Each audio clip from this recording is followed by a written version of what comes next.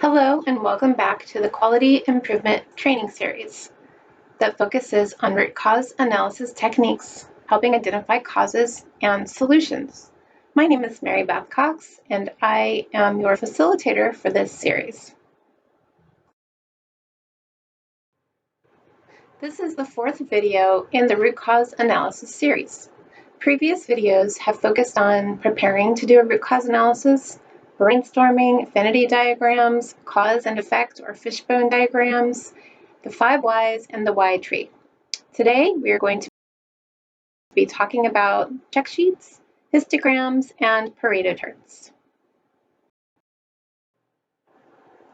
There's an analogy in the quality improvement field that involves throwing spaghetti at the wall compared to shooting an arrow at a target.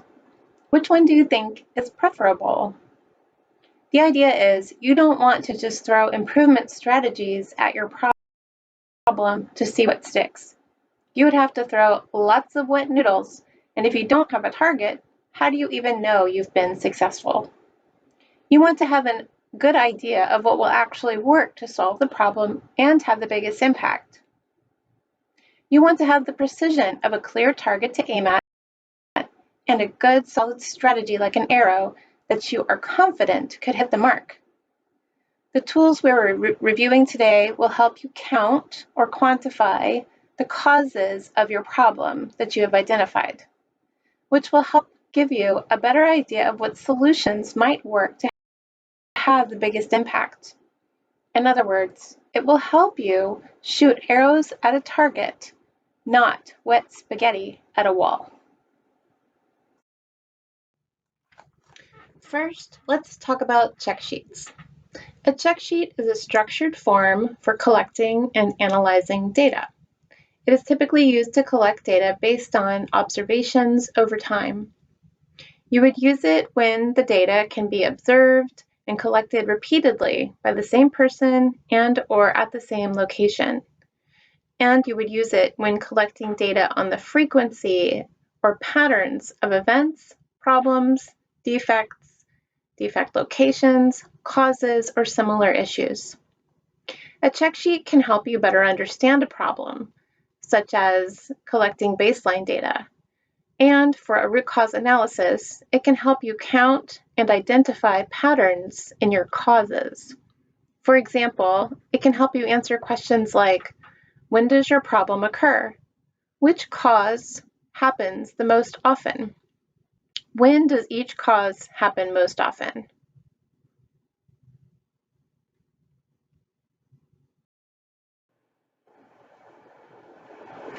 Let's look at our first example. This example is of a check sheet that will help us answer the question, how often do my kids forget to brush their teeth at night? You will notice that this example is really more about understanding the problem and collecting some baseline data rather than looking at root causes of this problem. So remember, this is one way that you can use check sheets. So we have set up our check sheet here, and we've decided we want to look at how often this happens for each weekday or each day of the week. And we are going to count our data for 4 weeks. And then we are going to total it up and see what our baseline data tells us. So each tick mark is made when a child forgets to brush their teeth, as evidenced by needing to be reminded or realizing that once they were in bed or the next morning that they had not brushed their teeth. So we've made tick marks here. There are 2 children, so if there are 2 tick marks, that means they both forgot. And we were curious about kind of some trends over the weeks, and so we added it up for the entire week and saw the pattern was 9, 7, 6, and 7. And when we totaled it up for the whole 4 weeks, there were 29 times that they forgot out of a possible 56 times. So this gives us some baseline data, or a baseline percentage of 51% of the time they forgot to brush their teeth.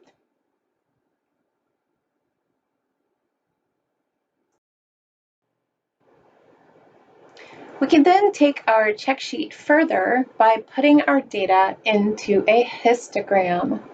So a histogram is basically a simple bar chart where you take your event along the x-axis and then you plot the frequency of that event along the y-axis.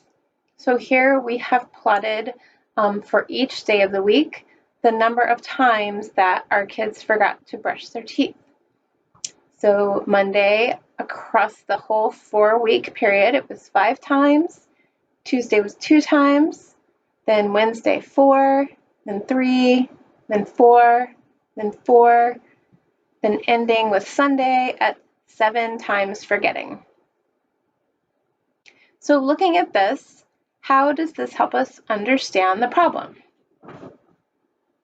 So you might have noticed that the highest days of forgetfulness for our kiddos is Monday and Sunday.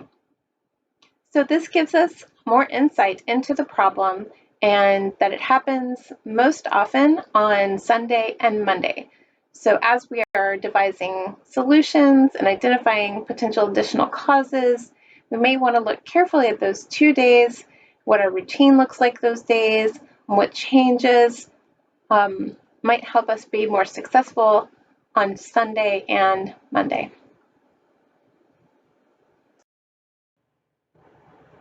Now let's look at another example of a check sheet.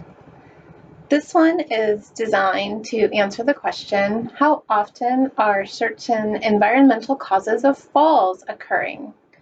Here, the tick mark has been defined as when there is a staff observation or an individual reports of each cause for week 1.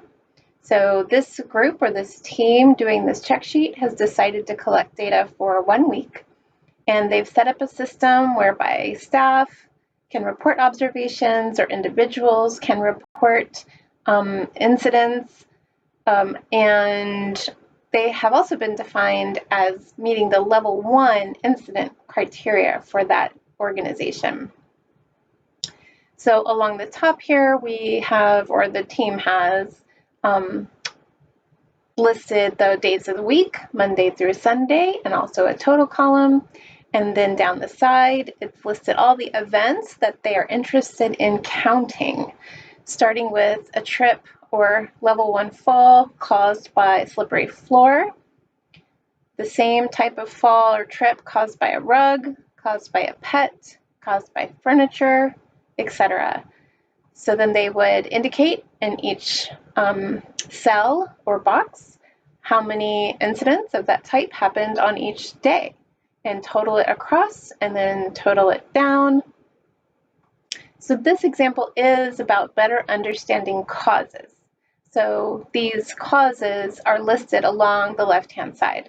So this is more in line with using a check sheet as part of your root cause analysis. Keep in mind, if you're doing a check sheet like this, you will need a data collection plan. So everybody will need to understand who will report the data, to whom will they report it, how will it be collected. It could even be something as simple as, a pencil and paper type check sheet. Check sheets lend themselves really well to doing paper and pencil.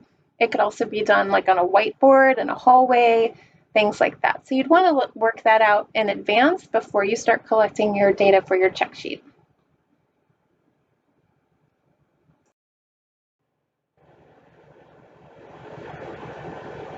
And again, you'll see that we've put the data from our check sheet into a histogram or a bar chart. So along the x-axis, you see all of the types of events that we collected data on. And then along the y-axis, we're basically counting or graphing the number of each event. So you can see for trips and falls caused by slippery floor, there were 2 events for that week.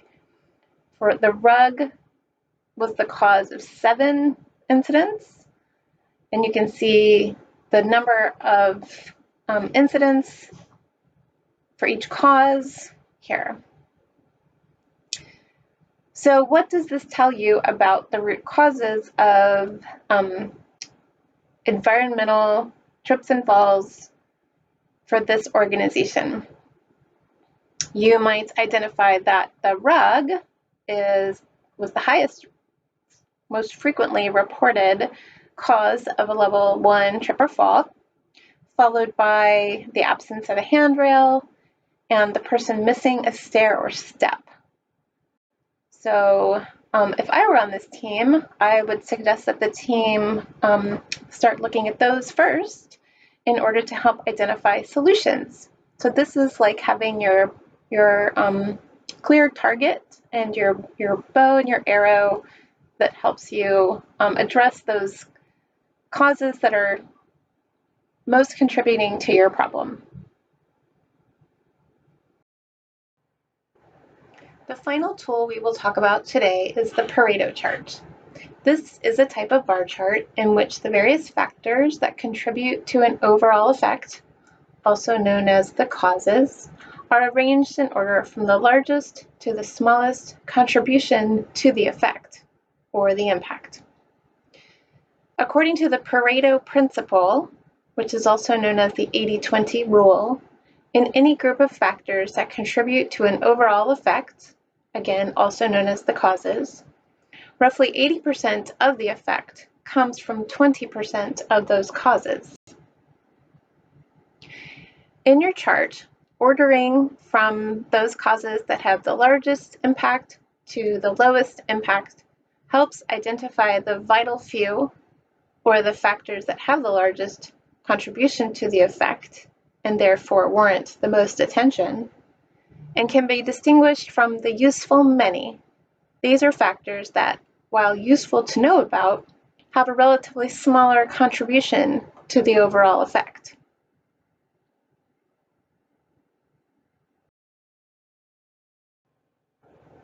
Let's look at an example of a Pareto chart from the Institute for Healthcare Improvement Toolkit.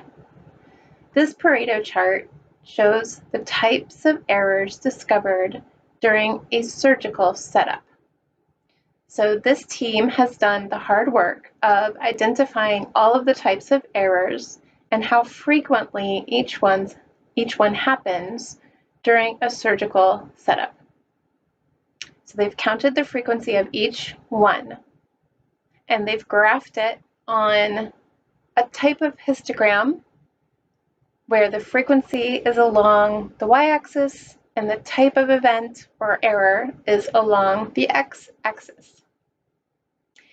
This histogram is a little different because they have graphed them from the most frequent to the least frequent. The additional part that is added to a Pareto chart is the second y-axis. And this axis graphs the cumulative percentage that each cause contributes to the overall effect. So for example, if you look at the first cause here of wrong supplier, it looks like about maybe 65 events, and it contributes to about 50% of the effect over on the right-hand y-axis. The rule of thumb when you are looking at Pareto charts is to find the 80% on the right-hand y-axis for the cumulative percent and follow it over to the graph of your cumulative percent. So the arching red line here. So you follow it over the 80% straight over to the red line and go straight down.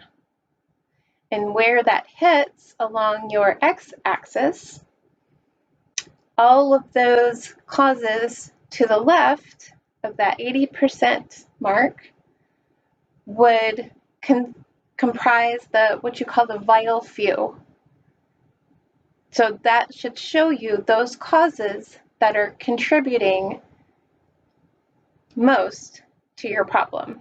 And if you're looking for a place to start with addressing errors or causes, you should start by addressing those. So here it would be wrong supplier, excess count, and too few count.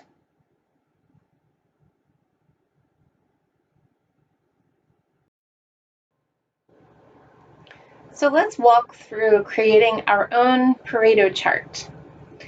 For this example, we are going to ask the question, what are the main causes of level 2 and level 3 serious incidents caused by falls? In this example, imagine we take a sample of level 2 and level 3 falls, and we record the presence of each contributing cause. In this example, a tick mark indicates that this was a contributing factor in this fall. There are different ways to collect this data, but because we just talked about check sheets, I've put it in the format of a check sheet. Except in this case, instead of days of the week across the top, we are collecting this data for our sample of cases.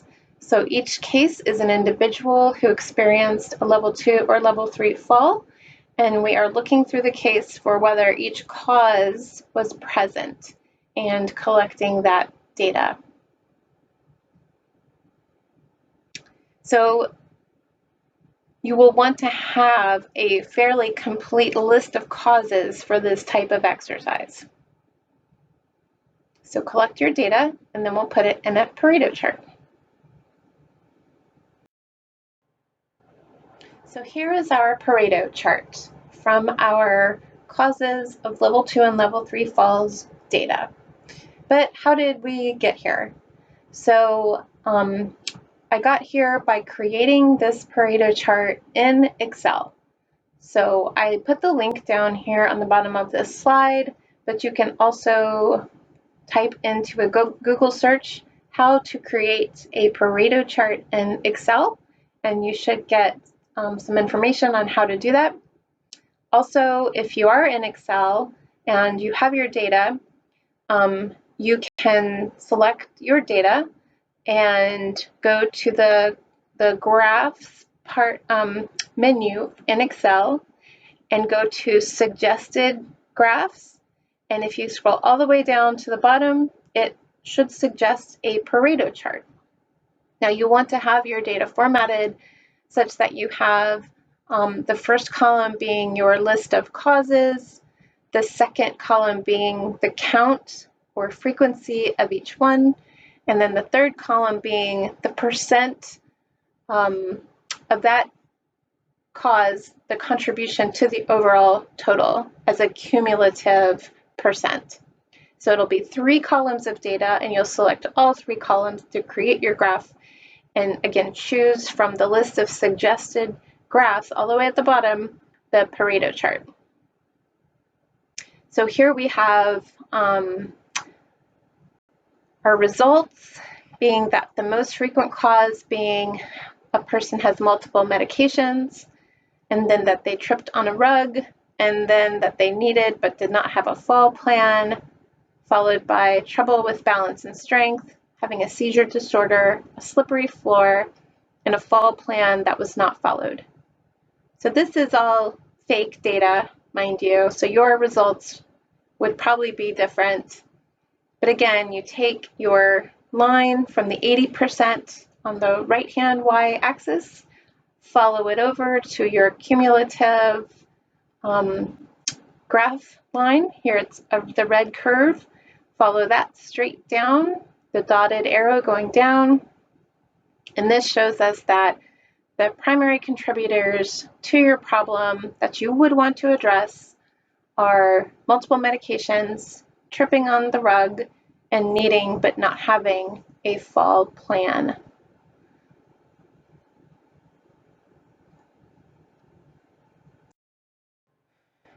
So that brings us to the end of this video, where we have focused on check sheets, histograms, and Pareto charts.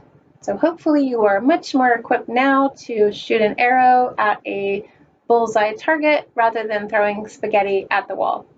I hope you will join us for the final video in this series, which is moving from identifying causes to identifying solutions.